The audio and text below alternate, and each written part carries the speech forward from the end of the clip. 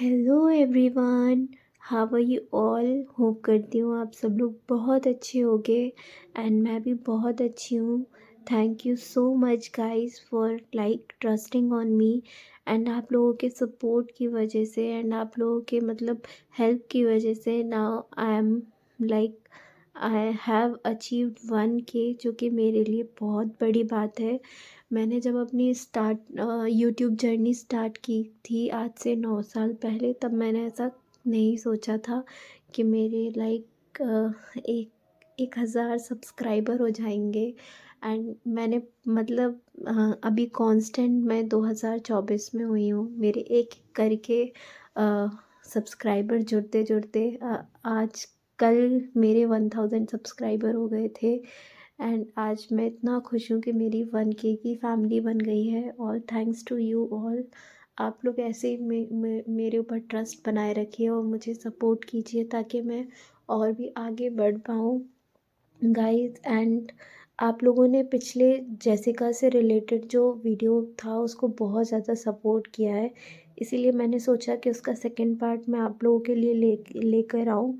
तो ये उस वीडियो का सेकंड पार्ट है। अगर आपने फर्स्ट पार्ट नहीं देखा है तो उसका मैं लिंक डाल दूँगी डिस्क्रिप्शन बॉक्स में, आप वो फर्स्ट पार्ट देख सकते हो एंड अपने अपने व्यूज़ भी आप कमेंट्स में मुझे बता सकते हो।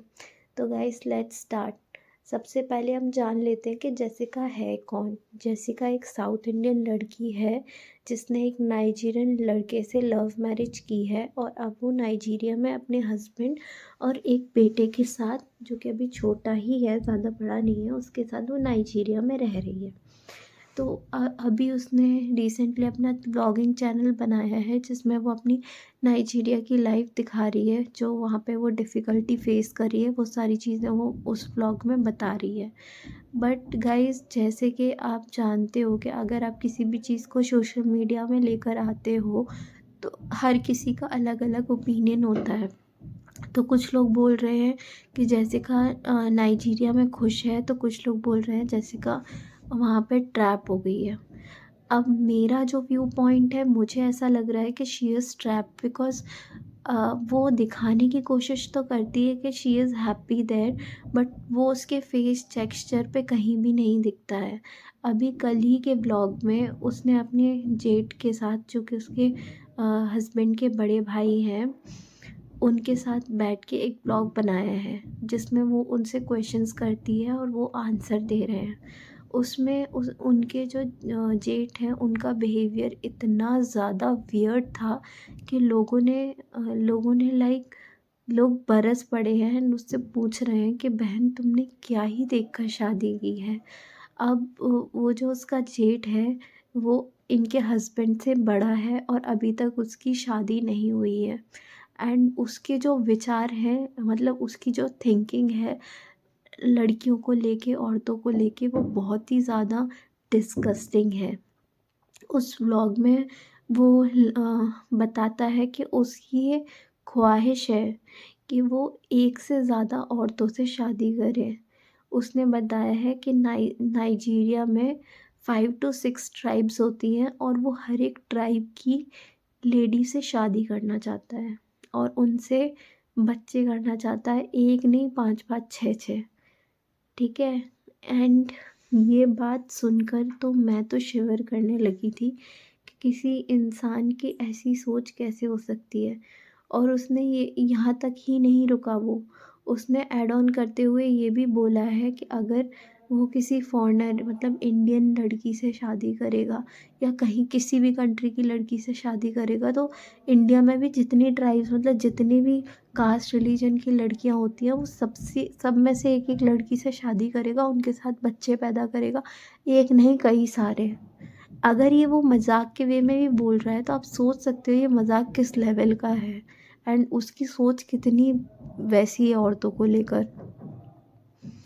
एंड और उसने एक क्वेश्चन और किया था जेसिका ने उससे कि भैया आप ये बताइए कि आपने शादी क्यों नहीं की, आप इनसे बड़े हैं, आपने शादी अभी तक क्यों नहीं की।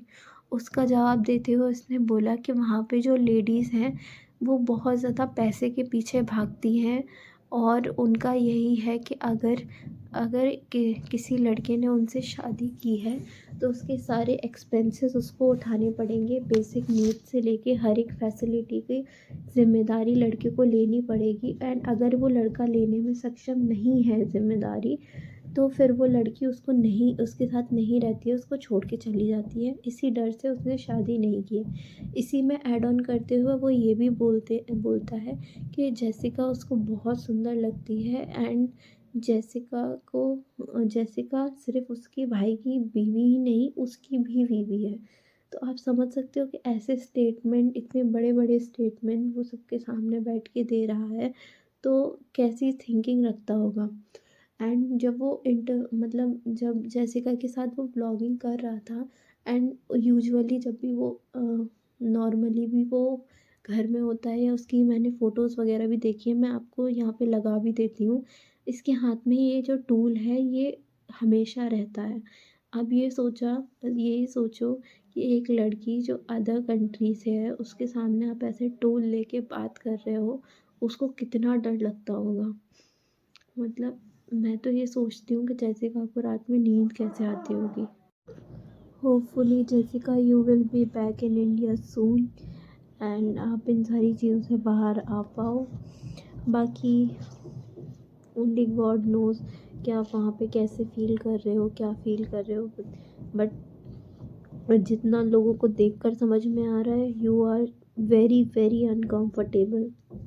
वहाँ पे आपके पास बात करने तक के लिए कोई नहीं है। आप कैसे कह सकते हो कि आप वहाँ पे खुश हो। वहाँ पे जो लोग हैं आपके आसपास, आप उनसे अपनी भाषा में बात भी नहीं कर सकते हो, अपनी फीलिंग्स शेयर नहीं कर सकते हो, मॉम डैड से भी इतने ज़्यादा कनेक्टेड नहीं हो।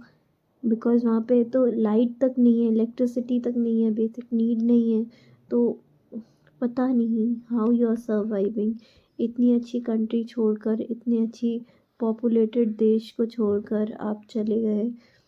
एक ठीक है, आप प्यार करते हो किसी बंदे से, बट सारे सेक्रीफाइसेस आपके साइड से थोड़ी ना होंगे।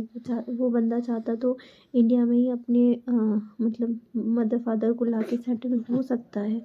फिर भी वो क्यों सेटल नहीं हुआ, ये भी तो आपको सोचना चाहिए था। वो आपको ही क्यों फोर्स कर रहा था नाइजीरिया जाने के लिए। ये सारी चीज़ें हैं जो वियर्ड तो है ही हैं। ऊपर से जेसिका, आप सारा घर का काम अकेले ही मैनेज कर रहे हो, आपकी कोई हेल्प के लिए भी नहीं है। और जैसा कि आपको टाइम मिलना चाहिए आपका नाइजीरियन कल्चर जानने के लिए, बट वो भी आपको नहीं दिया जा रहा। आपको फोर्सफुली बोला जा रहा है कि ये करो वो करो, जबकि आप वैसा कर नहीं पाते हो। आप चीज़ों में फ़ेल भी हो रहे हो। जहाँ तक मैंने देखा है कि आप इतना ज़्यादा एक्टिवली नहीं कर पा रहे हो नाइजीरियन कल्चर को फॉलो। तो वियर्ड तो हैं चीज़ें, और लोग भी वहाँ पे वियर्ड हैं। मदर इन लॉ भी आपसे इतनी ज़्यादा कुछ खुश नहीं लगती हैं। उनके फेस एक्सप्रेशन से पता लगता है कि वो भेदभाव करती हैं नाइजीरियन में और इंडियन में। और प्लीज़ अपनी लाइफ को रिस्क पर डाल के आप वहाँ पे प्लीज़ इंडिया की तारीफ़ मत करो, क्योंकि नाइजीरियन लोगों को ये बिल्कुल भी पसंद नहीं होता कि उनके कल्चर के ख़िलाफ़ जाके कोई उनके अगेंस्ट दूसरे कल्चर की तारीफ़ करे। एंड आप उन्हीं के सामने, अपने देवर के सामने और अपने मदर फादर के सामने बोलते हो नाइजीरिया तो ठीक है, बट इंडिया बहुत अच्छी कंट्री है, इंडिया का कल्चर बहुत अच्छा है। अपने बेटे को भी सिखा रहे हो इंडियन कल्चर, अच्छी बात है। अगर इंडिया इतना ही आपको प्यारा लगता था तो आप नाइजीरिया गए ही क्यों। आप अपने हस्बैंड से डिबेट कर सकते थे, आप अपने हस्बैंड से समझा सकते थे कि हम उनको ले आते हैं, बट हमारे जाने का वहाँ पे कोई फ़ायदा नहीं है, क्योंकि वहाँ पे कोई भी फैसिलिटी नहीं है। बट आप ना समझा के आप खुद भी उनके साथ वहाँ पे चले गए, तो ये थोड़ा सा वियर्ड है। आपने अपने ब्लॉग में बोला कि जहाँ मेरे हस्बैंड जाएंगे वहीं तो मैं रहूँगी, ये हमारा इंडियन कल्चर है। हमारा इंडियन कल्चर ये भी है कि हस्बैंड वाइफ़ की बात मानते हैं और वाइफ़ उनसे अपनी बात मनवाना जानती हैं। तो क्या आपको नहीं पता था कि उसके आपके वहाँ जाने के कॉन्सिक्वेंसेस क्या हो सकते हैं। आप इतनी अच्छी अच्छी बातें बोलकर इस चीज़ को डिनाई नहीं कर सकते कि आपके एक डिसीजन की वजह से आपका बच्चा सफ़र कर रहा है। वहाँ पे आपके बच्चों की एजुकेशन भी इफ़ेक्ट हो रही है, उसको ना प्रॉपर एजुकेशन मिल पा रही है, ना हेल्थ केयर मिल पा रही है। आप इतनी मतलब सिर्फ अपनी कन्वीनियंस के लिए अपने बच्चे को वो करना, परेशान करना, ये कहाँ का इंसाफ है। और बाकी बताइए गाइस, आपके क्या ओपिनियन है? आपको क्या लगता है कि जेसिका ने नाइजीरिया जाके सही किया? क्या क्या उसको इंडिया में रहकर ही अपने बेबी पे, अपनी फैमिली पे ध्यान नहीं देना चाहिए था? वो चाहती तो अपने हस्बैंड को नहीं समझा सकती थी।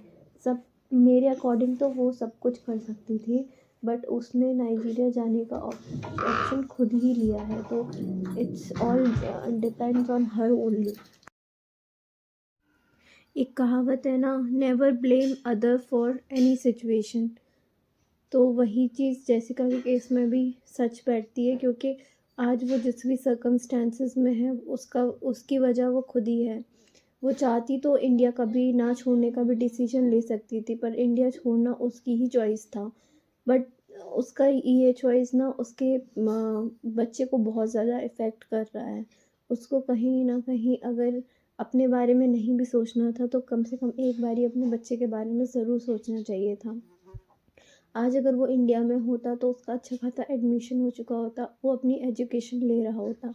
बट वहाँ पे वो सफ़र कर रहा है, ना ही वो प्रॉपर उसको एजुकेशन वाला एनवायरनमेंट मिल पा रहा है, ना ही कि उसको मेडिकल फैसिलिटी और फूड मिल पा रहा है। फूड में भी वो बेसिक चीज़ें ले पा रहा है, जिससे उसकी न्यूट्रिशन